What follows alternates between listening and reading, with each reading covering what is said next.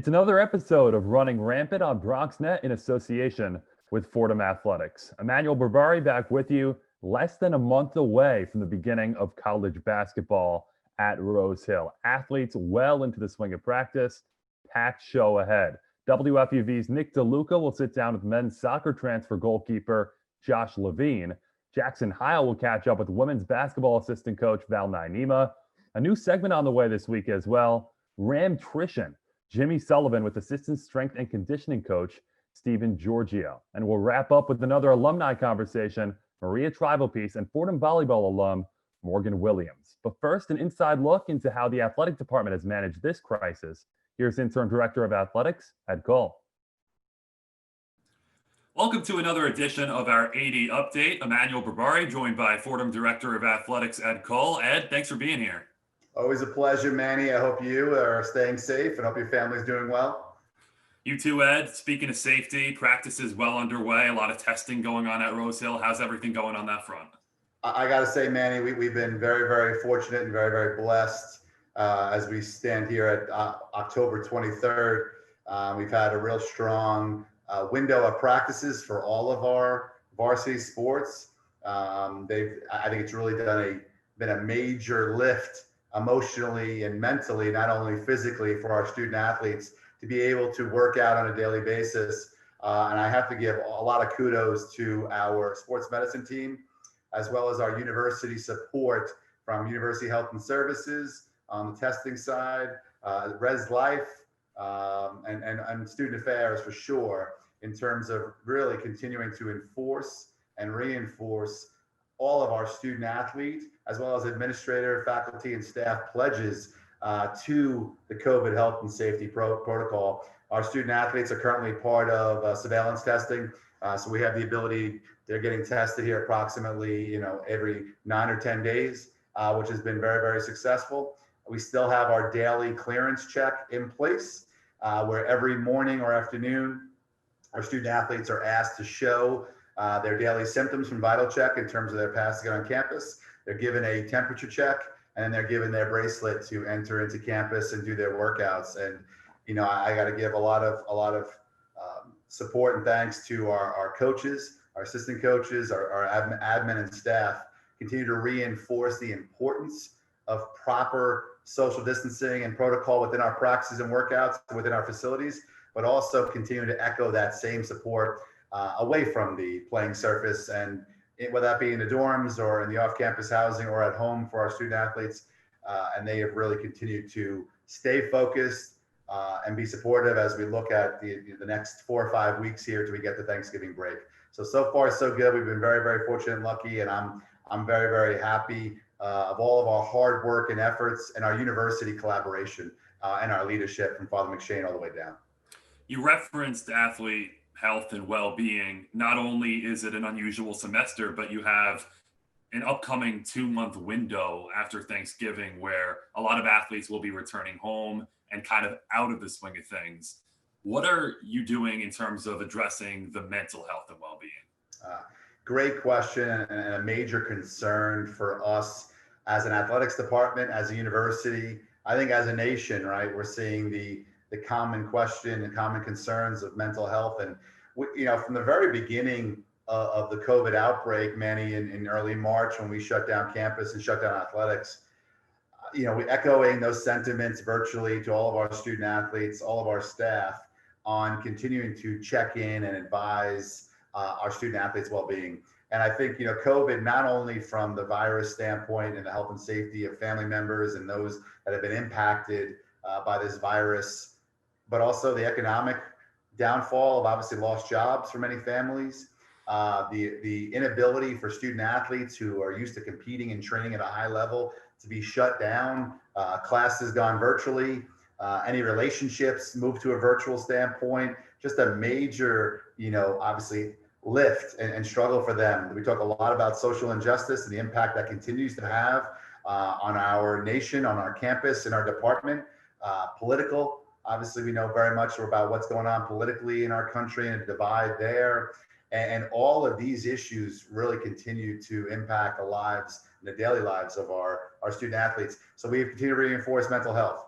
We offer up our 2 doctors and psychologists on campus, Dr. Susie and Dr. Jeff, who have been tremendous. We outsource to a sports strata group that's been extremely helpful to provide us additional resources.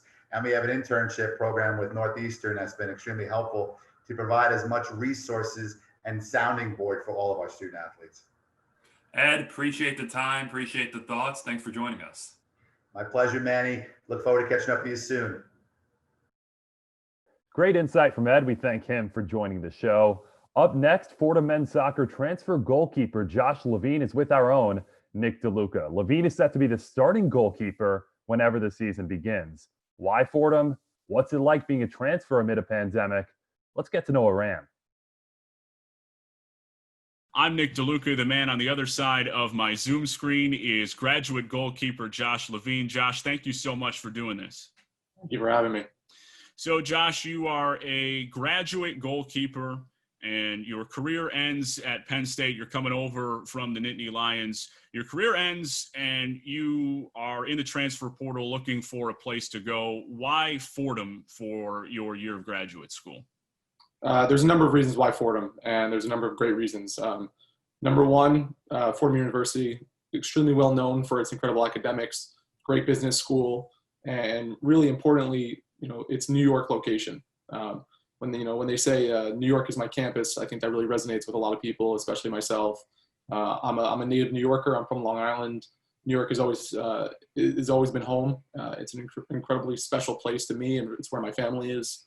On top of why Fordham, because of the great history of the men's soccer program, a great coaching staff who I believe in, and a great team of players who I've met and believe in, and really create a great atmosphere here to come to be a student athlete, to study, to play, and really try to make the best of this situation. I imagine, not as someone who has transferred before, I imagine that it is a difficult transition, and I can't imagine what that has been like as you navigate 2020 and the pandemic and online classes and everything else. How has that adjustment of coming to a new school been for you? I think that it's really a testament to the coaching staff. Luckily, because of them and their organization, we were able to start that transition period a lot sooner than later, due to being online, virtual. Even back in the springtime when I was still, in my final semester at Penn State, I was already on Zoom calls with the coaching staff and with other players, and from a really early on stage was able to kind of build relationships with teammates and talk to them and see them face to face without actually being in person. So I think it's a really big testament to the coaching staff to integrating all of the new players into spring meetings, being able to come in here and spend time with guys, kind of learn the ins and the outs of the program. I think the transition has been pretty seamless, or is, as I would say, as good as it can be. You mentioned your teammates and your coaches. How have you gone through the process of getting to know them when things are a little bit limited in terms of face-to-face interaction? Even over the summer period, over the spring period, whether it be using organized workouts from home, whether it's been having culture meetings from our homes. We've really been able to build a relationship without necessarily spending a lot of in-person time together. And then, when it came to being on campus, by the time that we were allowed to start practicing in person and start working as a team, it was pretty seamless. It didn't feel like I was meeting everybody for the first time. It really felt like we had built friendships, and we built that rapport over the summer, and that it translated easily onto the field, especially as we started practice here this fall. As we turn to maybe focusing on what is happening on the pitch just for a moment, how excited are you to start things back up again with practices beginning and then hopefully a season in the spring? I couldn't be more excited. I think, all the sayings, let the players play. The reason why we do what we do, and the reason why, you go through all those meetings and everything over the summer, and why you do individual workouts, is just to get to your ultimate goal, which is to play. The main reason that brings us all together is our love for the game, our love for competition, our love for being part of a team. I think all those things together really make it a really worthwhile experience when you finally get those touches on the field, and you can start to feel that chemistry come together, and we get back into that team environment that you've been so used to.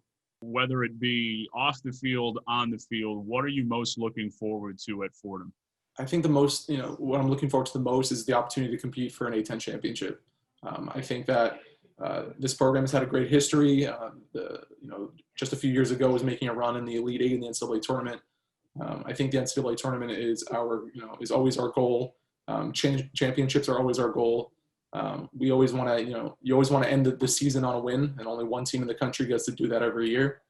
I think that's what we're aiming for, and that's what I'm looking forward to the most, having the opportunity to compete, to try to bring it home to Fordham and the Bronx. He is graduate goalkeeper Josh Levine. I'm Nick DeLuca. This has been another edition of Get to Know a Ram. Did you know that 150 years ago, non-white men and freed male slaves were guaranteed the right to vote by the 15th Amendment? However, southern states suppressed the voting rights of black and poor white voters through Jim Crow laws. Laws that were mostly upheld by the United States Supreme Court. It wasn't until 55 years ago that the Voting Rights Act was passed, which banned these methods used to disenfranchise black voters. Did you know that 100 years ago, women fought for and won the right to vote? Did you know that 49 years ago, adults aged 18 through 21 were granted the right to vote by the 26th Amendment? An amendment that was enacted in response to Vietnam War protests, which argued that soldiers who were old enough to fight for their country should be granted the right to vote. What's the best way to honor those who fought for so much? By going out and voting on November 3rd. In the past few presidential elections, less than 60% of the U.S. population voted. Voting is a cornerstone of democracy, and it's your civic duty. Elections are decided by the people who go out and vote. Take some time and learn about the measures and the candidates. If you don't vote, someone else will make the decision for you. Your power is in your vote. So please vote. Please vote. Please vote. So please vote. So please vote. So please vote on November 3rd. Let your voice be heard.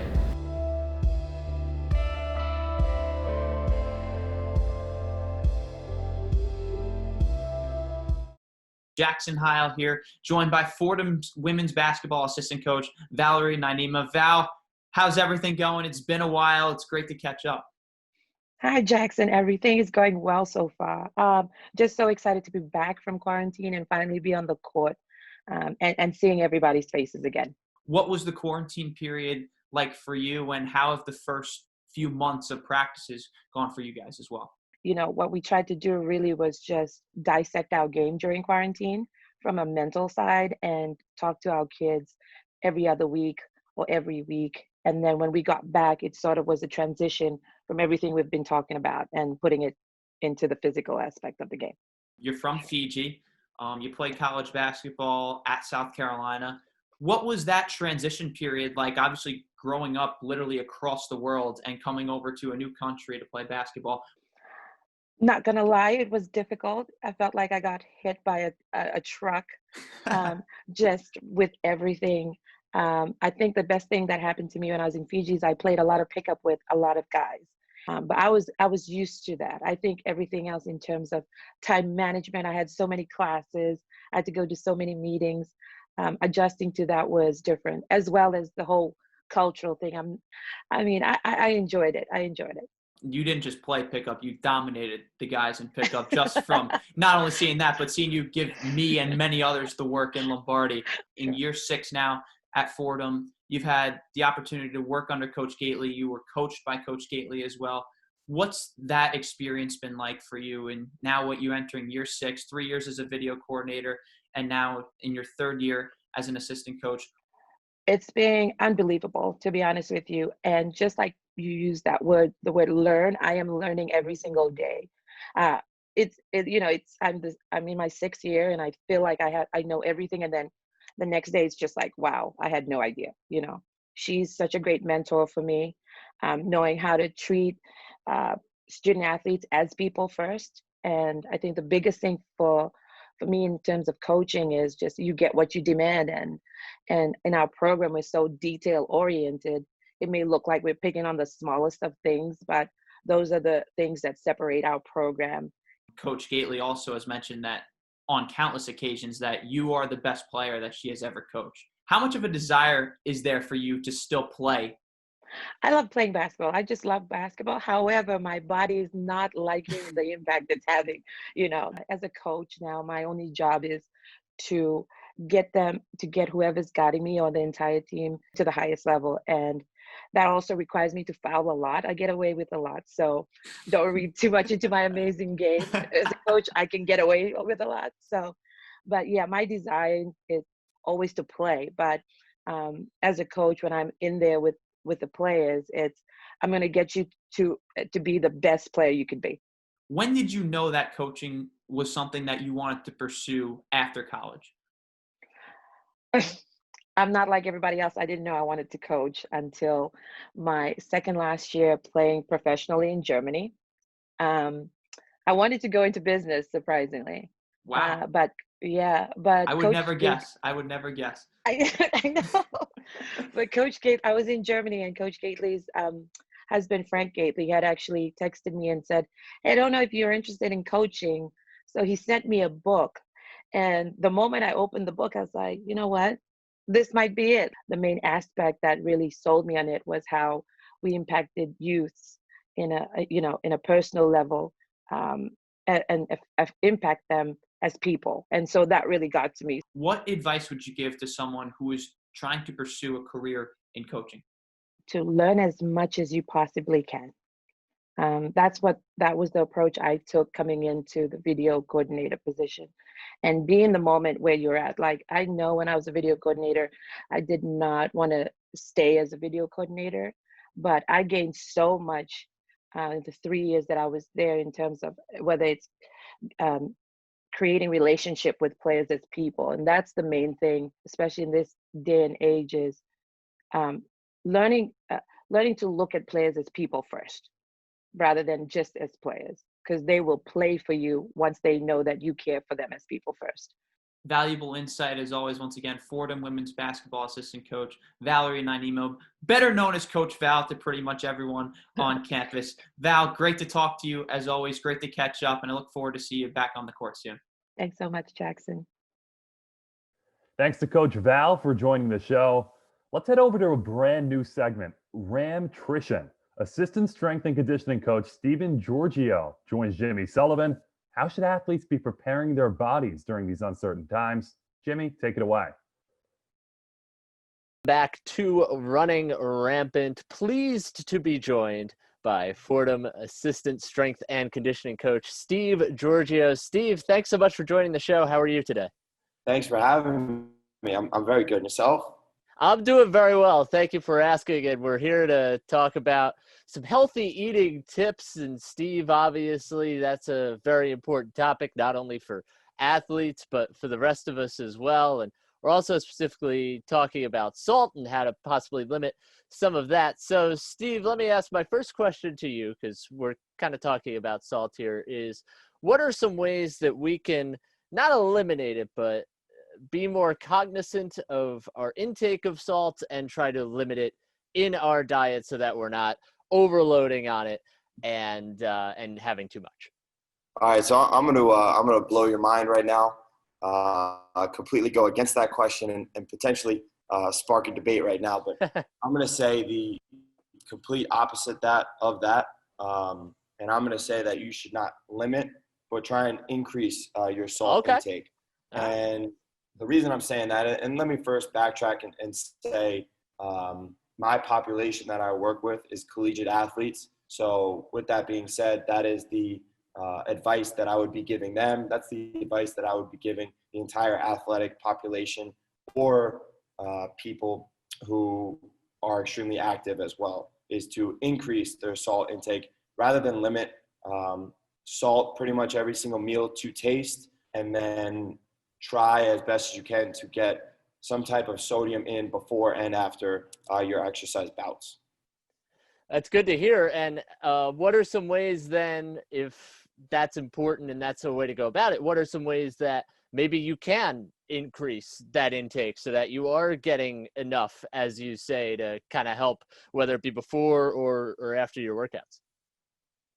Well, I would probably say that it depends what level you're at. So if you're kind of at the level where you're not really diving deep into your diet, You might not be recording all your foods, or maybe you are not ready for that just yet, which many athletes are kind of at that level. A simple way would just to be eating saltier foods at meals. So an example of that would be pickles. The easiest way is just salting your food to taste every single time. That's probably your level 1 stuff. Your level 2, we could get a little bit deeper and say, okay, now let's start to look into exact amounts of salt that you're putting on your meal.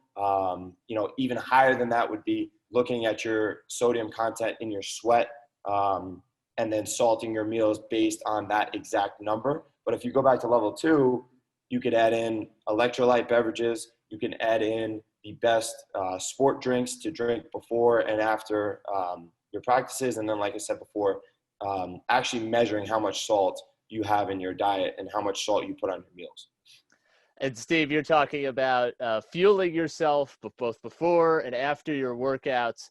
How important is that to make sure that you're getting the right nutrients in your body, as you said, both before your workouts and afterwards, so that you're getting the right amount of fuel in your body so that you can feel good on both ends? No, it's extremely important. And honestly, if you're someone who was always just a extremely gifted athlete and maybe you just never thought about it or no one ever recommended it to you, you'd be surprised at how much better you would feel and perform if you just tweaked a couple things as far as nutrition goes. So I think what we see here at Fordham is a high majority of the kids, they do eat very well and they eat the right things. However, when we talk to them about nutrition, it's just about tweaking a couple things. Hey, instead of having this after workout, have this before. Instead of having this before, have this after, have this during, whatever it is. And once you do make those changes with nutrition, and I'll also go into hydration as well, you feel so much better. You perform so much better. You recover so much faster. So it's just about making those little changes before and after, and it's going to make a huge difference in your athletic career. And if you're not an athlete, just in your exercise regimen as a whole. And Steve, final question for you before we let you go. During this time of COVID-19, a lot of teams are not necessarily playing games right now, even though they are working out. Some of them are back on the practice field. How important has nutrition been in this time to make sure that athletes are getting the nutrients they need and helping themselves stay in shape? No, extremely important, because if you think about it, I mean, usually we have a shorter off-season, shorter preseason. And right now, for a lot of our teams that are not playing in the fall, I mean, we have a massive preseason. So there's going to be a lot of practices. There's going to be a lot of lifts that are going to compound on each other week after week after week. That mixed with social and classwork stress is going to be tough to be a student athlete. So with that being said, you have to stay on top of your eating right now, because it's going to be a long road and a long process. So we talk a lot about consistency, right? One good meal does nothing for you. 30 good meals and how you ate for the past, 30 days, the past 2 months, whatever it is, that's going to make a huge difference. So with this long off season and just seeing what our long-term and our goals in the future are, nutrition is probably the most important part. Steve Georgio, assistant strength and conditioning coach at Fordham University. Steve, thanks for your time. That's a deep dive into how athletes are staying fresh with Steve and Georgio. Now, a deep dive into where the RAMILY is now. The most decorated libero in Fordham volleyball history, Morgan Williams, is with Maria Travelpiece. Quite the story. Walk-on to scholarship athlete and her life beyond the volleyball program. Maria? Welcome to another edition of Catching Up with the RAMILY. I'm Maria Travelpiece here with 2020 Woman of the Year nominee Morgan Williams. Morgan, thank you so much for joining us today. Yeah, of course, anytime. You mentioned how you were kind of recruited later, so you actually ended up being a walk-on at Fordham your first 2 years. What was that like? Yeah, I wasn't sure what to expect. I definitely didn't expect to play. Like I thought, like when you think of like walk-ons, sometimes like at least my thought process going in was like kind of like practice player type of thing, like maybe not given the same amount of attention as scholarship players. And I know it really depends on the program if that's like an actual thing or not. But at Fordham, like, at the time, the head coach, like that wasn't really her game plan. So I went in and then I just got really competitive and learned as I went because I wasn't used to being a libero. I kind of learned on the fly with that. And yeah, I don't know. I will never forget. It was like after first couple days of preseason of my freshman year, one of the assistant coaches like pulled me aside and he was like, "Do you want to play?" And I was like, "Yeah." And he was like, "Okay, well then you like this whole demeanor, like this like meek freshman thing, like that has to stop. Like you need to make your presence known on the court if you want to play." So like, okay. So like after that is kind of when like the loud, energetic, yelly, like rah part came out. And I think like that making that presence on the court was part of like what got me the starting spot. So the post-grad life. And are you looking at anything like within television and film right now? Is that kind of what your goal is going to be? Yeah, that's the goal right now. While being in New York, I actually got into like the digital media realm as well. So that's also an area that I'm looking in. But I enrolled in the Fordham Graduate School of Arts and Sciences. So I'm going to be getting my master's this upcoming year in journalism. So that'll be really cool. It's the public media master's program with like a concentration in journalism. And so that'll be really cool. Thank you so much. And again, thank you for everyone watching another edition of Catching Up with the RAMILY. This is Morgan Williams, A10 Libero of the Year, walk-on to scholarship athlete, a nominee for Woman of the Year, and she also leads Fordham's volleyball program for the most digs in career history. Thank you again so much for joining us. No problem. Thank you. Another fun episode of Running Rampant. Thanks for stopping by. We appreciate our guests, Josh Levine, Val NAINIMA, Stephen Giorgio, and Morgan Williams. Make sure to go out and vote. Tuesday, November 3rd. Fordham's classes are off. The RAMILY will be there, and so can you to let your voice be heard. Glad we spent these last 30 minutes together. Thanks to everyone at BronxNet and Fordham Athletics who pitched in. We'll see you in 2 weeks.